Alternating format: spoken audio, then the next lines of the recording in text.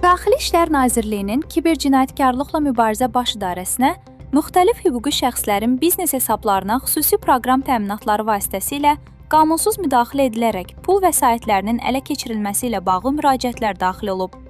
Keçirilən əməliyyat texniki tədbirlər nəticəsində cinayəti törətməkdə şübhəli bilinən 2008-ci il təvəllüdlü Zakir Nəhmədov saxlanılıb. Araşdırma zamanı müəyyən edilib ki, Nəhmədov xüsusi proqram təminatları hazırlayaraq müxtəlif MMC-lərin biznes hesablarına aid identifikasiya məlumatlarını ələ keçirib.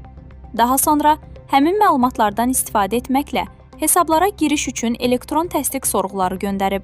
Sorğuların mənbəyi yoxlanılmadan təsdiqləndikdən sonra isə biznes hesablarına qanunsuz giriş əldə edərək vəsaitləri ələ keçirib. İlkin araşdırmaya görə, şübhəli şəxs cinayət yolu ilə əldə etdiyi vəsaitlərin mənbəyini gizlətmək məqsədi ilə pulları kriptovalyutaya çevirərək leqallaşdırıb. Zərərçəkmiş şəxslərə 100 min manatdan artıq ziyan vurulduğu müəyyən edilib. Faktla bağlı Cinayət Məcəlləsinin müvafiq maddələri ilə cinayət işi başlanılıb. Araşdırmalar davam etdirilir.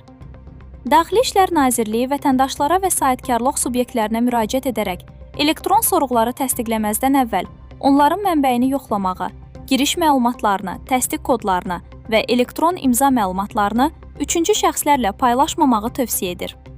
Şübhəli keçidlər və naməlum əməliyyatlar aşkarlandıqda isə dərhal banka və polis orqanlarına məlumat verilməsi vacibdir.